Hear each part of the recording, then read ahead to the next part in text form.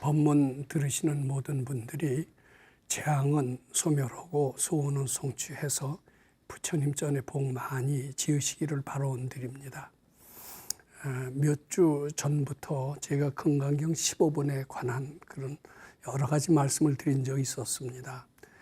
금강경 15분의 내용은 어느 분이 다 중요하지만 특히 매우 중요하고 이것은 우리 현실 생활에도 매우 도움이 되는 이야기인 것 같아서 오늘도 계속해서 말씀드려보고자 합니다. 부처님께서 15분한테 우리들한테 어떤 메시지를 전달하시려고 하셨느냐. 오늘은 거기에 대해서 중점적으로 말씀드려보고자 합니다. 우선 15분에서 부처님께서 무슨 말씀을 하시려고 하셨느냐, 이것을 제가 말씀드리기 전에 15분에 대한 해석을 좀 해보는 것은 필요하겠죠. 아마 많이 들으셨겠지만 다시 제가 줄거리만이라도 그 핵심 부분만이라도 말씀드려보고자 합니다. 금강경 15분은 이제 처음에 어떻게 시작이 되느냐 하면은 야규 선남자 선여인이 이제 초일분에 이항하사 등신으로 보시, 중일분에 부이항하사 등신으로 보시, 이렇게 시작이 됩니다. 이제 그것을 우리말로 해석을 하면은 만일 이제 마음을 닦으려고 하는 사람들이 아침나절에 그러니까 오전에 목숨이 하나지만은 수많은 목숨을 가지고 다른 사람을 위해서 베풀어 주는 거예요. 그러니까 물질 보시도 쉬운 일이 아니지만은 목숨으로 보시온다라는 것은 매우 힘든 일이고, 힘든 일인 것만큼 아상을 소멸하는 효과는 더 크다, 이렇게 봐야 됩니다. 근데 오전에도 한 목숨이 아닌 수많은 목숨으로 다른 사람을 위해서 베풀어 주고, 낮에도 또 그렇게 하고 저녁에도 그렇게 하고, 이게 하루만 그렇게 하는 게 아니라 여신무량 백천만억겁의 한량없는 오랜 세월 동안 중생들을 위해서 목숨을 바치는 선행을 그렇게 오랫동안 계속을 한다 이거예요. 이것은 대단한 좋은 일이고 공덕이고 위대한 일이고, 이것을 통해서 깨달음을 얻을 수 있으리라, 이런 생각을 험직합니다. 근데 그렇게 해서 얻은 공덕은 아마 부처를 이루게 할지도 모릅니다. 그 다음에 뭐라고 그러시냐 하면은, 만일 어떤 사람이 약부유인이 문차경전하고 이 금강경을 듣고 신심이 부력하면, 그랬어요. 믿는 마음이 조금이라도 흔들리지만 않는다면 그 복이 더 많다고 그랬어요. 자, 이게 이제 금강경 공덕은 수많은 목숨으로 보시온 것보다 더 크다, 이런 얘기가 됩니다.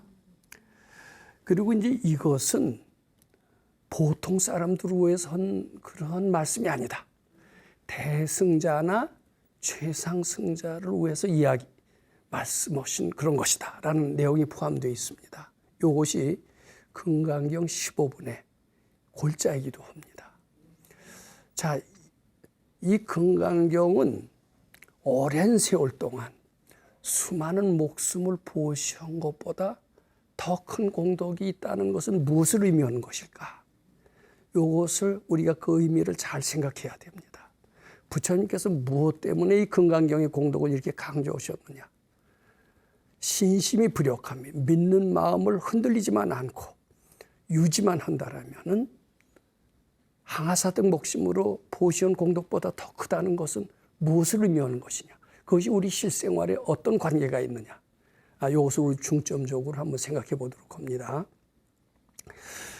아마 경전 말씀에 의하면 부처님이 처음 견명성 오도, 아침에 새별을 보고 대각을 이루셨을 때 그때 깨친 것이 무엇인가 하면은, 모든 중생들 속에는 다 부처의 성품이 있다. 그대로 다 부처다.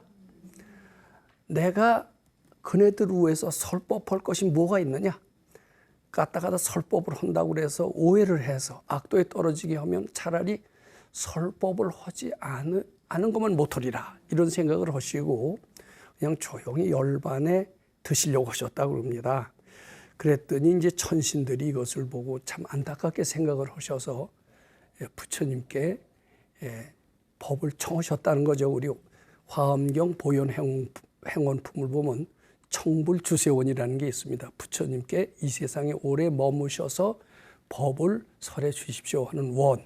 여기 보현보살의 10대 원의 하나입니다. 그런 식으로 부처님 열반에 드시지 말고 이 중생들을 위해서 법을 설해 주십시오 하고 전했대요. 그랬더니 부처님께서 가만히 생각해 보니까 설할 필요가 있다는 것을 느꼈다는 겁니다. 다 부처이고 설할 필요가 없다라고 처음에 생각을 했는데 스스로 부처인 줄 모르고 고통이라는 것이 정말 있는 줄로 알고 인과응보가 진짜 있는 것으로 믿으면서 한량없는 고통과 무지와 무능의 세월 속에서 허덕이는 이 중생들을 위해서 내가 거기에 걸맞는 법문을 해서 이들을 행복하게 하고 밝게 하리라 이런 마음을 내시면서 법문을 시작하셨는데 이제 그것을 초전 법륜이라고 이제 이렇게 하죠. 근데 당시에 제일 인도 사람들한테 심각했던 당면 과제가 무엇인가 하면은 고통의 문제였다고 합니다. 우리는 경전 속에서 생로병사의 고통이 있다라는 이야기를 많이 들어왔습니다. 생로병사, 죽음, 늙음, 병 이거 다 고통이죠. 그거 말고도 구부듣고 애별리고 뭐 등등 해서 사고 팔고가 있다라는 얘기도 들었죠. 그래서 고통을 많이 느끼기 때문에 이 고통의 문제를 해결해 줘야 되겠다. 또 그 사람들은 고통을 면하기를 원하는 것을 그 염원을 하시고 거기에 관한 법문을 하시려고 했다고 합니다. 고통이라는 것은 정말 있는 것이다. 고통을 벗어난 열반의 세계도 있는 것이다. 이런 사람들을 위해서 법문을 설으셨고 그것을 아함부 법문이다. 이렇게 전해옵니다. 그래서 아함부 법문, 즉 고란 분명히 있는 것이고 그 원인이 있는 것이고 그것이 소멸하는 열반의 세계도 분명히 있는 것이다. 열반에 이르는 길도 있는 것이다. 이런 법문을 설하심으로써 상당수의 많은 제자들을 고통에서 벗어나서 생사를 해탈케 하셨고 생사를 해탈한 그 도인을 아라한이라 또는 성문이라고 아마 했던 것 같습니다. 말하자면 부처님의 사제법문을 듣고 금생에 아란이 되어서 생사를 해탈해서 영원히 고통을 면하게 하셨었습니다. 그 다음에 이제 인도에서 당면 과제는 무엇이냐면 4가지 계급이 있습니다. 브라만, 크샤트리아, 베이샤, 수드라. 그것은 3000년 전에도 있었고 지금도 있어요. 계급이 틀리면 지금도 결혼을 안 합니다.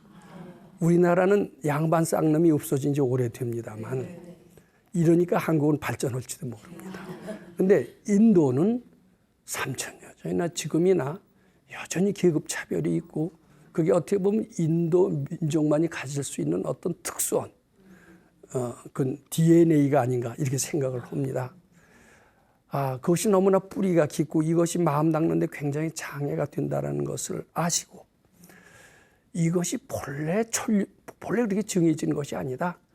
다 원인지어서 결과가 있는 것이다. 브라만으로 태어난 사람은 전생에 브라만으로 태어난 어떤 원인을 지었고 크샤트리아를 태어난 사람은 또 베이샤, 수드라로 태어난 사람은 거기에 걸맞는 원인을 지어서 그렇게 된 것이다. 또 좋은 원인을 지으면은 그것은 바뀔 수 있는 것이다. 영원히 고정되는 것은 아니다.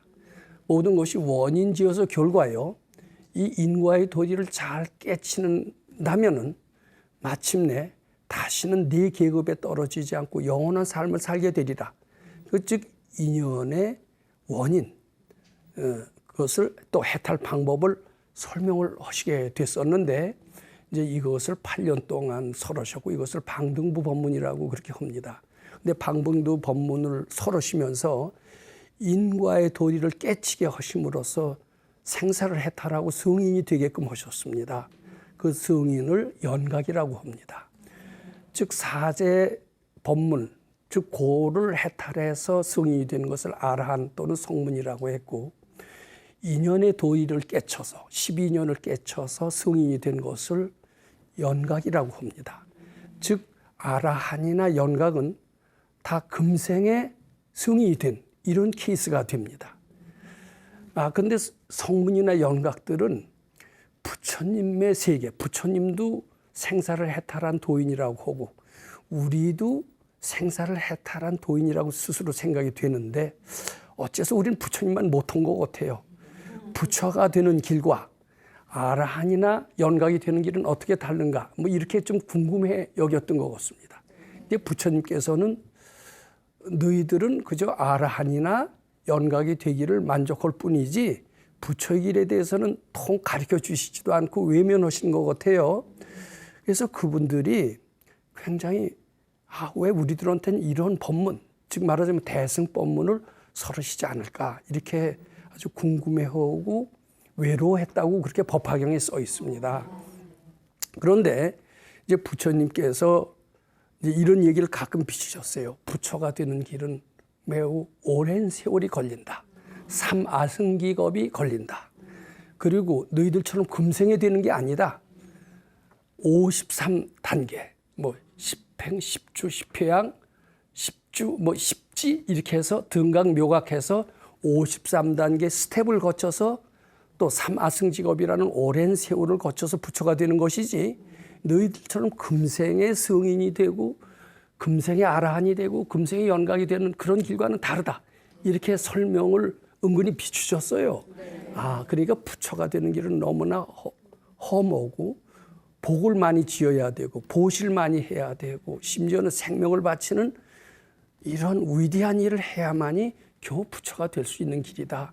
부처가 되는 길은 우리하고 차원이 다른가 보다. 너무나 멀고 험한 길이다 보다. 이렇게 이제 막연하게 생각을 하고 있었던 것 같습니다. 그런 생각을 일깨워 주시게 된 그런 결정적인 가르침. 이것을 저는 금강경이라고 생각을 합니다.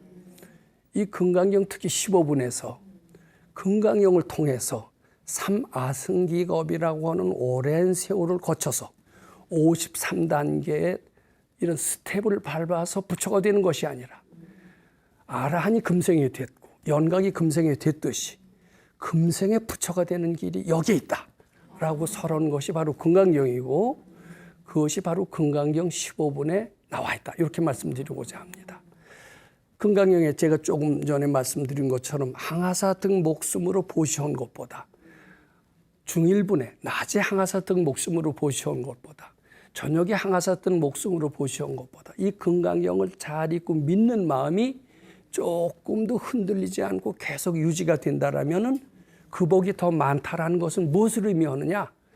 여러 생 동안 난행 고행에 좋은 일을 하지 않고서도 금생의 금강경 공부만 잘하면 금생의 성불을 할 수 있다. 이런 해석이 가능하다. 이렇게 말씀드리고자 합니다.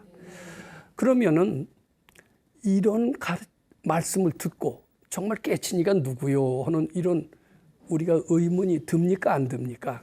예, 저는 그런 의문이 들고 그것을 실천한 가르침이 이제 중국에 말하자면 선종. 자.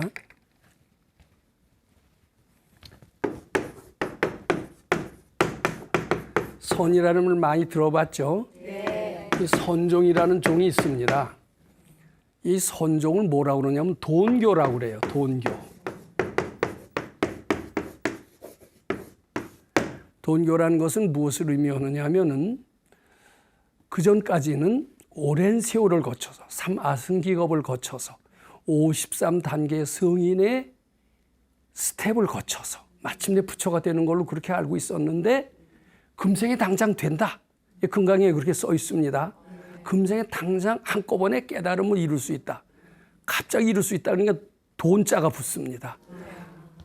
돈교고 요것은 바로 금강경에서 비롯되었다. 이렇게 말씀드리고 요 가르침의 뿌리가 금강경이 선종의 뿌리가 되었다.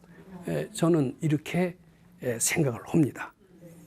그러면 대표적으로 금강경을 통해서 당생의 성불한 그런 이해가 말하자면 달마대사로부터 해가 승찬, 도신, 홍인 이렇게 해서 해능대사에 이르게 됩니다.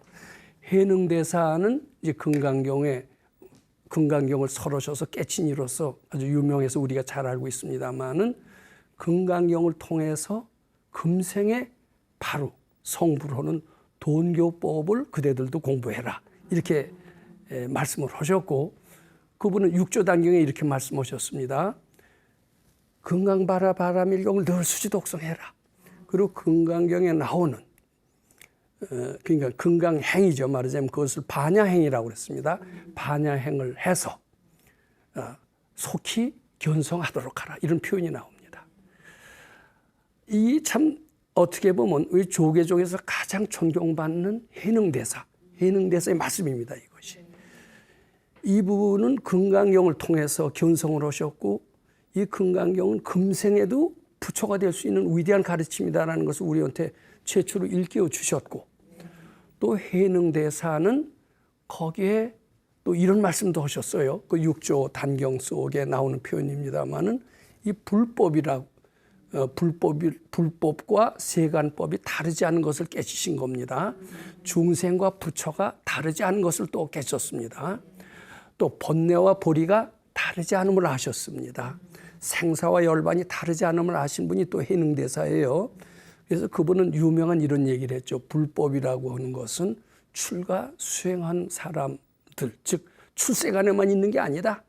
바로 세상에 있는 가르침이 세상에서 불법을 찾아야 된다. 이런 세상 살림살이에서 불법을 찾지 않고 따로 출세간에서 불법을 찾으려고 우리는 합니다만은 그렇게 출세간에서 찾으려고 하는 것은 마치 토끼에서 뿔을 찾는 것과 마찬가지다. 이런 유명한 말씀을 하셨습니다. 저는 이 해능대사의 말씀의 참 의미가 무엇인가? 건강경에서 나오는 해능대사의 참 의미가 무엇인가를 우리가 잘 알고 그 의미를 이 시대에 적용해서 건강경에서 말씀하신 부처님의 메시지를 우리 이 시대에 활용해야 되지 않겠느냐 이런 생각을 저는 하게 됩니다. 자, 그것이 무엇인가? 잘 보세요. 우리는 성철 스님의 난행고행한 이야기를 종종 듣습니다. 성철 스님 무엇으로 유명합니까? 잘 아시겠지만 10년 동안 장좌 불화로 유명합니다. 장좌 불화라는 게 뭐냐 하면은 밤중에 우리 자고 싶죠. 근데 잠자질 않으세요. 그냥 앉아 계세요. 그러니까 장좌, 오랫동안 앉아 있으면서 눕지 않는다. 불화. 이게 장좌 불화입니다. 하루쯤은 우리도 해볼 수 있죠. 근데 하루도 못해요? 그 다음에 그러면 사흘은 더 못하죠. 10년은 더더욱 말할 수도 없죠. 10년을 하는 사람이 있으면 보통 사람이 아니죠. 대단한 사람이죠. 근데 성철 스님은 10년을 하셨대요. 그러니까 그이는 도인이다. 이렇게 되는 겁니다. 10년은 자기 몸에 배고 그것을 즐겨하기 전에는 10년을 할 수가 없는 거예요. 하루도 못해요, 이것은. 근데 어떻게 할 수가 있었을까? 나는 죽었다 깨도 도저히 못한다. 우리 그런 생각 들죠? 자, 그리고 우리는 이런 또 생각을 합니다. 금생에는 도저히 안 된다. 내생, 후생, 복을 짓고 노력을 해야 그렇게 될지 말지다. 이런 생각을 할 수 있죠. 자, 그 다음에 이제 그러니까 깨달음의 길은 어때요? 굉장히 어렵죠. 금생에 된다고 건강경에서는 얘기하셨지만은, 그거 뭐 말씀뿐이지 그게 어디 실제로 되랴 이런 생각을 합니까 안 합니까? 그렇게 하게 돼요.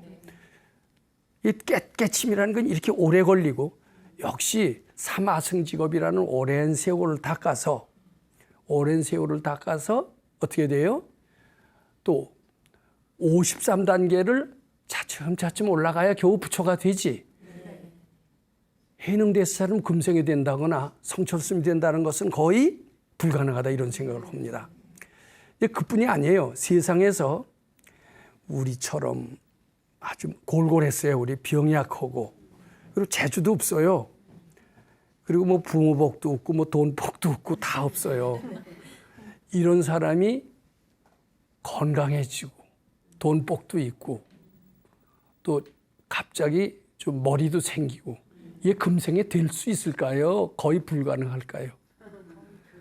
즉 영우호골이 금생이 된다는 것은 영우호결의 DNA가 있는 사람은 영우호골이 되는 것은 쉽지만 우리처럼 영우호골의 DNA가 없는 사람이 금생에 영우호골이 된다는 것은 거의 불가능하다고 누구나 생각을 하죠. 대개 자기 팔자는 못 바꾼다 이런 얘기가 있잖아요. 영호골이 될 팔자가 못 돼서 태어난 사람은 영원히 영호골은 못 될 것이다. 우린 이런 생각을 합니다. 근데 아까 해능대사가 뭐라고 그랬어요? 불법이나 세간법은 다르지 않다. 세간법을 떠나서 불법을 찾는다는 것은 마치 토끼에서 불 구하는 것과 같다 이런 말씀을 하셨습니다. 그리고 부처도 잘만 하면 금생에 이룰 수 있다 이런 말씀도 하셨어요. 그리고 불법과 세상법이 다르지 않다라는 그 논리를 거기다 적용시키면 세상에서 영호골이 될 소질이 없는 사람도 잘만 하면은 금생에 영호골이 될 수 있다. 금강경 공부만 제대로 한다면 이런 논리가 성립이 됩니까 안 됩니까? 성립이 되죠. 성립은 되지만 말은 그렇지만 이론은 그렇지만 정말 그렇게 될까? 이런 생각을 우리가 하게 됩니까 안 하게 됩니까? 하게 되죠. 자, 그런데 금강경에 무엇이 있길래 금생에 사마승기급 같은 오랜 세월을 걸려서 노력을 하고 난행고행을 다 하고 복을 짓고 이래도 될지 말지 한데 금강경 가르침에 무엇이 있길래 금생에 될 수가 있겠느냐? 좀 궁금해요, 안 궁금해요? 궁금해요. 근데 금생에 부처가 되는 것도 그렇지만은 금생에 보통 사람, 영호골과는 전혀 상관이 없는 사람이 영호골이 된다라는 것. 이것이 금강경을 통해서 이루어진다라고 가정을 해봅시다. 우리는 아직 잘 안 믿기죠? 네. 그럼 금강경에 뭐가 있길래 이렇게 전혀 영호골과 상관없는 이런 사람들이 영호골이 된단 말인가? 이런 여기에 대해서 당연히 의문을 품직합니다. 자, 부처님께서 아까 내가 금강경 15번 해석을 할 때 이 금강경 15번은 대승자를 위해서 설한 것이며 최상승자의 뜻을 바란 사람을 위해서 설한 것이니라 이런 표현이 나왔습니다. 대승자, 최상승자를 제가 지난 시간에 잠깐 설명을 하기도 했습니다만은 어떤 사람이 과연 대승의 마음을 낸 사람일까? 어떤 사람이 과연 최상승의 마음을 낸 사람일까? 대승의 마음을 낸 사람, 최상승의 마음을 낸 사람은 어떤 원리로 금생의 사마승직업을 뛰어넘어서 금방 부처가 될 수 있단 말인가? 또 세상에서도 영호골의 소질을 가지고 있지 않지만은 대승의 뜻을 두고 최상승의 뜻을 둔 사람은 어떻게 금생의 영호골이 된단 말인가? 그 원리는 무엇일까? 대승자의 마음을 냈다는 그것은 무엇이며 최상승의 마음을 내었다는 것은 무엇인가? 좀 궁금하죠? 네. 한번 생각을 해봅니다. 저는 이 대승자 마음을 내었다는 것을 이렇게 설명드리고자 합니다. 즉 우리는 요 유리컵에 이제 물이 담겨 있습니다.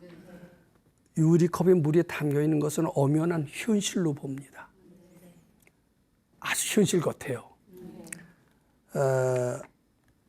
현실이라고 누가 아니라고 그러면 싸움 날 거예요. 그렇죠? 네가 뭐가 씌워서 잘못 보고 있는 거다 이럴 거예요. 이건 엄연히 유리컵이고 유리컵 속에 물이 담겨 있는 것은 엄연한 팩트요, 사실이다 이렇게 얘기를 할 겁니다. 이제 그것은 우리가 마음을 닫기 전에 분별망상 속에서 살았을 때 얘기입니다. 저는 공부를 하기 전에, 금강경 공부를 하기 전에는 이것은 엄연한 유리컵이고 이 속에 물이 담겨 있는 것은 엄연한 현실이고 사실이고 팩트다. 이것은 진리다. 이렇게 주장을 했습니다. 여러분들도 마찬가지죠. 근데 이게 자꾸 올라오는 생각이 이것이 유리컵이다. 유리컵 속에서 물이 담겨 있다. 엄연한 사실이다. 이것을 그대로 믿었죠. 네. 믿었는데 이제 금강경 제3번에 뭐라고 그랬느냐 하면 올라오는 모든 생각을 부처님께 바쳐라. 또 그것이 참이 아닌 줄 알고 착각인 줄 알고 바쳐라. 이거 3, 4, 5번에 나온 금강경의 가르침의 골자입니다. 이게. 그래서 처음에 이제 누가 나한테 이렇게 자꾸 주입을 시킵니다. 이것이 유리컵이고 유리컵에 물이 담겨 있다. 이거 우리 과학 시간에 그렇게 배웁니다. 네. 과학 선생님이 그렇게 가르칩니다. 그 전에는 선생님 말씀이니까 그대로 믿죠. 네. 이제 지가 만약 건강경 공부를 했다고 칩시다. 그럼 건강경 공부를 아무리 위대한 과학 선생님이 그렇게 얘기했어도 잘 안 믿습니다. 유리컵이라는 내 생각은 착각인 줄 알고 부처님께 바치는 겁니다. 또 유리컵 속에 물이 담겨 있다는 것 자체는 사실이라고 선생님은 얘기하시고 나도 한때는 그렇게 믿었지만은 사실인지 아닌지 모른다. 내가 그렇게 생각하고 있을 뿐이다. 이렇게 비워놓습니다. 또 내 생각은 다 착각일 수 있다. 그리고 부처님께 바친다. 이렇게 비워놓습니다. 즉 보통 건강경 실천하기 전에 사고방식 그리고 건강경 실천하면서 그 생각이 착각인 줄 알고 바치면서 유리컵에 물이 담긴 요 시각에 차츰차츰 비워나가 옵니다. 즉 건강경을 자꾸 하다 보면은 그전에는 건강경 공부하기 전에는 요 유리컵에 물이 담긴 것을 엄연한 현실이요 사실이요 팩트요 진리요 이렇게 보다가 자꾸 내 생각이 그렇게 본다는 내 생각이 틀린 줄 알고 부처님께 자꾸 바치다 보면 아 그것은 내 생각일 뿐이지 정말 내 생각을 떠나서 내 생각 밖에 정말 유리컵이 있는 것일까? 아 그거는 있을 수 없는 일이다. 내 생각 밖에는 무엇이 있다라는 것은 믿을 수가 없다. 이렇게 바뀌어집니다. 지금은 전혀 안 그러시죠? 네, 그렇게 바뀌어져요. 근데 자꾸 바치게 되면은 이것은 그냥 생각의 연장이지 현실이 아니다로 이어집니다. 즉 이 세상 그러고 보면 이 세상의 삼라만상이 우리는 꼭 존재한다라고 봅니다. 부모, 형제, 처자가 꼭 존재한다라고 봅니다. 고통이라는 것도 꼭 있다라고 보죠. 행복이라고 하는 것도 있다고 보죠. 이렇게 살을 꼬집으면 분명히 아픔이라고 하는 것도 있다고 보죠. 아픈데 왜 안 아픈다라고 하는 것은 말이 안 된다고 보죠. 근데 그것은 건강경 공부하기 전의 이야기다. 건강경을 자꾸 공부하다 보면은 삼라만상은 반드시 존재한 것이다라고 믿었던 것도 아 착각인 줄 알고 자꾸 바치다 보면 그것이 내 생각이다라고 이렇게 믿어지게 됩니다. 고통이라는 것이 꼭 있다라고 이렇게 그전에는 믿었고 살을 꼬집으면 반드시 아픈 것이고 아픔은 없다라고 하는 것은 말이 안 된다라고 하는 이런 생각도 내 생각일 뿐이고 참은 아니다. 이렇게 비워놓습니다. 즉 모든 나타난 현실은 내 분별의 표현이다. 이렇게 됩니다. 즉 유식무경을 깨치게 됩니다. 유식무경. 오직 내 마음이지 내 마음 밖에 우리는 삼라만상도 있고 고통도 있고 인과도 있고 행복도 있고 열반도 있고 이렇게 봤었는데 자꾸 그렇게 믿는 내 생각을 바치다 보면 부처님께 바쳐서 내 분별을 소멸시킵니다. 소멸시키면 실제로 뭐가 있느냐 내 마음 밖에 뭐가 있느냐라는 믿음이 변해요. 내 생각뿐이다. 내 생각이 그려낸 허상이다. 이렇게 됩니다. 이것을 유식무경을 깨친 것을 대승자다. 저는 이렇게 말씀드립니다. 유식무경의 실감을 느끼는 사람, 이런 사람이 있어요. 태어날 때부터. 근데 어렸을 때부터 그런 사람은 금생에 성불할 수 있는 소질이 있는 사람입니다. 왜냐하면 그런 사람을 대승자라고 하기 때문에. 이 세상은 내 분별의 표현일 뿐이다.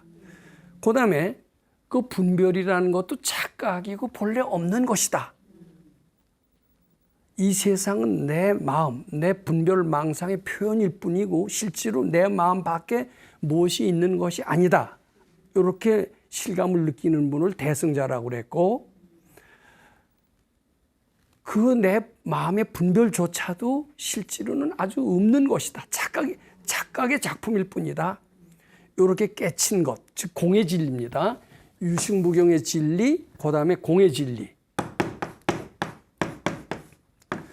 공의 진리까지 깨친 사람을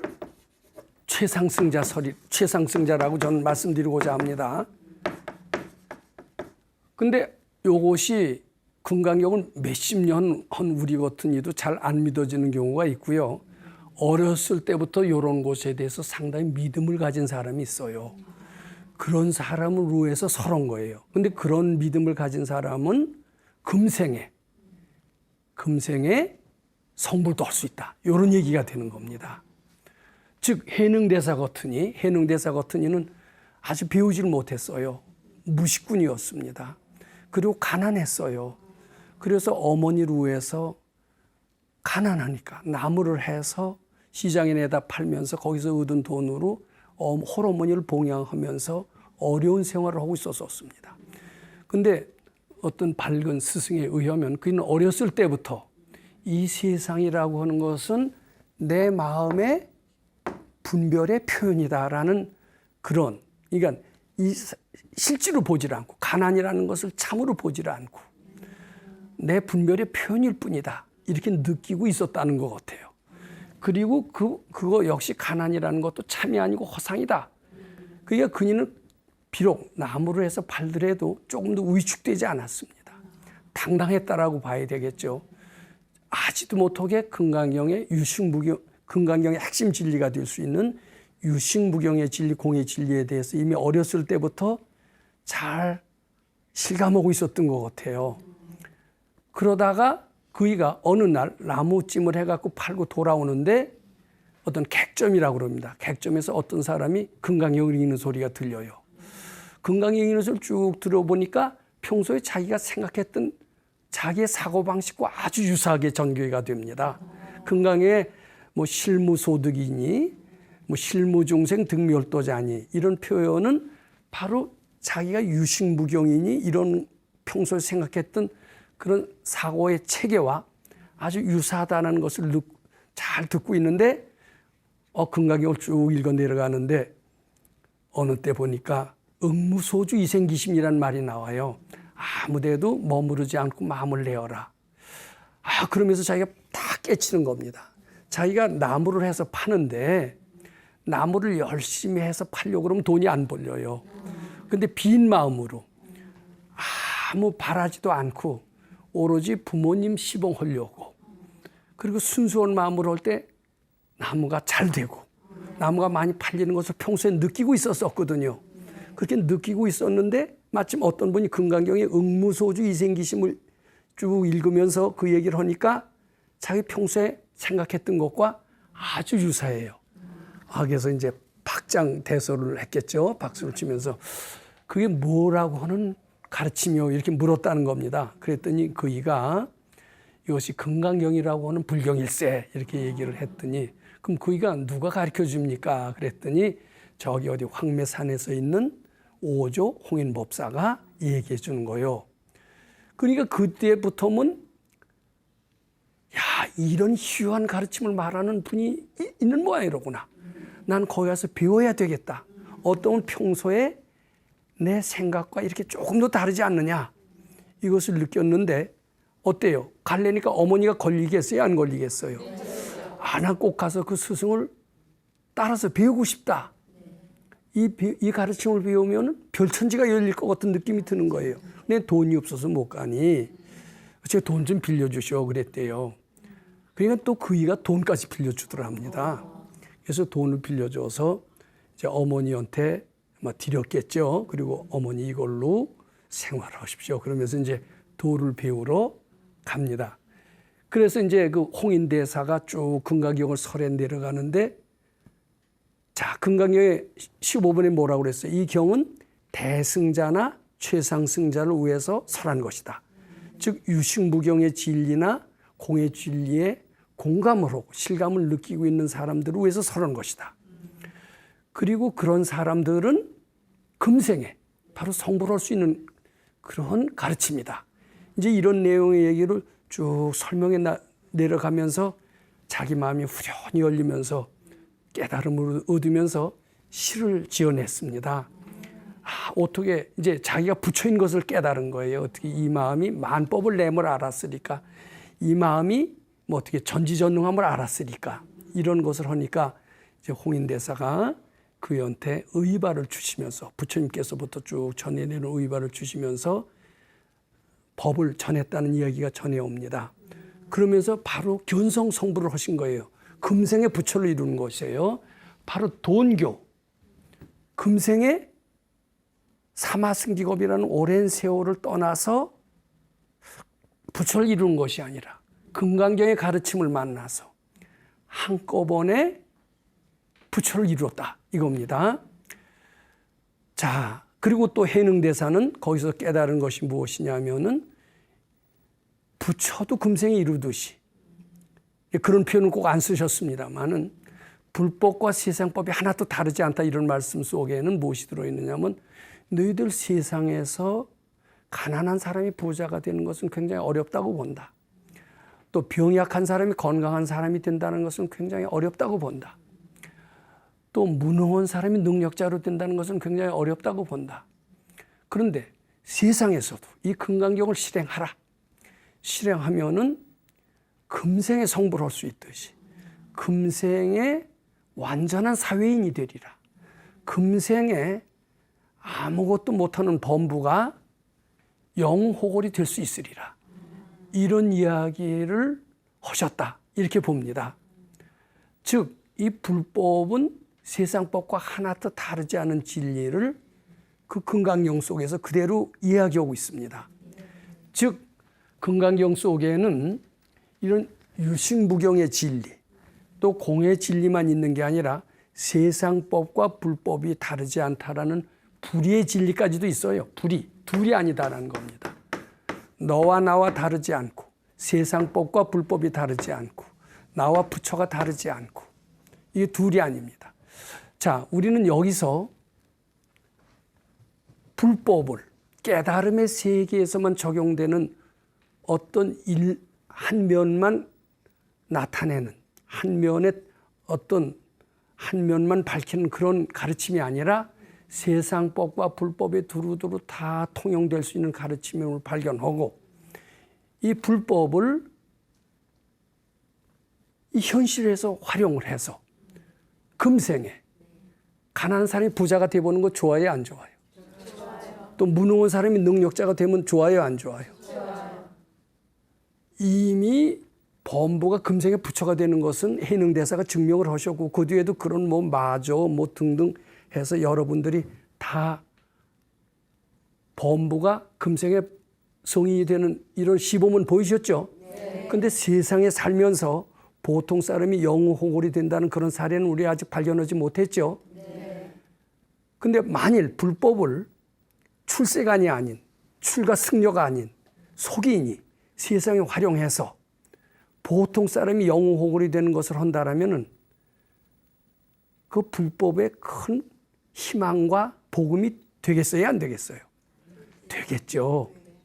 그리고 만일 불법이 저 영원한 세계를 가는 데만 도움이 되는 것이 아니라 금생에, 현세에서 바로 행복해지는 세계를 가는데도 상당히 빠르게 된다.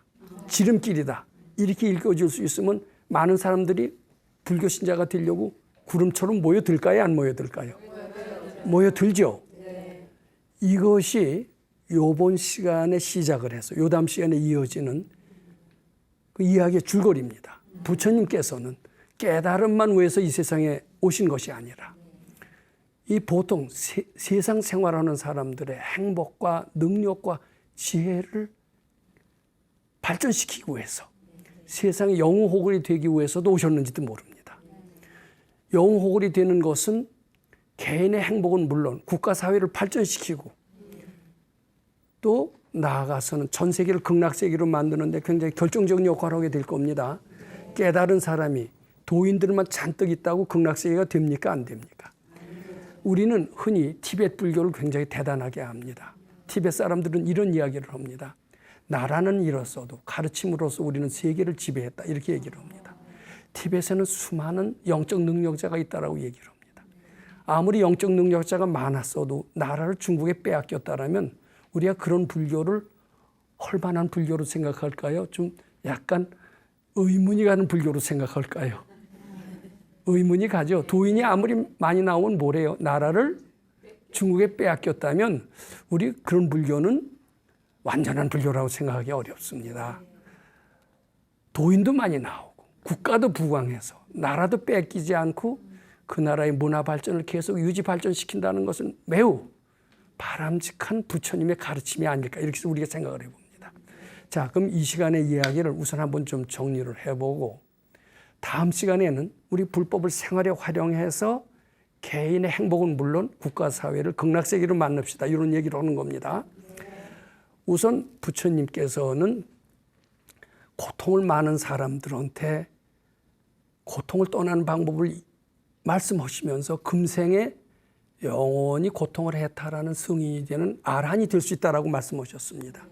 인과라는 것은 꼭 있고, 죄지면 벌받고 복지면 복받는다는 이런 인과의 가르침을 철저히 믿는 사람들한테 금생에 이런 인과의 사슬에서 벗어나서 영원히 성인이 되는 가르침을 가르쳐 주시고 승인이 되는 길이 있다라고 말씀을 하셨는데, 그것을 그 성인을 연각이라고, 연각은 금생에 이룰 수 있다, 이렇게 가르치셨습니다. 인과의 도리를 깨치면은 승인이 될 수 있고 모든 고통에서 벗어날 수 있다, 이렇게 가르치셨어요. 근데 부처가 되는 길은 아직 멀다고 얘기하셨습니다. 근데 금강경에 금생에 부처가 될 수 있는 길을 말씀하셨고, 금생에 부처가 되는 길을 말씀하셔서 그것을 실천한 그러한 대표적인 가르침을 우리가 선이라고 하고 선종이라고 합니다. 선종은 바로 금생에 이루는 가르침이다라고 해서 돈교라고도 합니다. 돈교의 위대한 실천자, 신리에는 해능대사가 있고, 해능대사는 금강경을 늘 강조하시고 금강경 실천하는 것을 강조하셨습니다. 또 그분의 말씀에 의하면 세상법과 불법은 하나도 다르지 않다라고 말씀을 하셨고, 그 가르침에 의해서 우리는 세상에 되게 어려운 부귀영화나 영호골도 금강경의 가르침을 통해서 금생에 이룰 수 있는 가능성을 발견했습니다. 과연 그것이 가능한 것인가? 이런 것들은 요 다음 시간에 집중적으로 말씀드리도록 하겠습니다. 만일 금강경을 통해서 금생에 도저히 그전에 찾아볼 수 없듯이 가난한 사람이 부자가 되고 가난한 나라가 부강한 나라가 돼서 개인의 행복은 물론 국가가 발전할 수 있다면 전 세계 부자들이 그 가르침을 위해서 오지 않겠느냐. 금강경 속에는 밝아지는 가르침뿐만 아니라 세상에서 영호골이 되고 행복이 되는 가르침도 분명히 있다. 세상법과 불법은 둘이 아니기 때문이다. 이것이 이 시간에 제가 말씀드린 내용, 그것의 요약이요 정리가 된다, 이렇게 말씀드리고자 합니다. 감사드립니다.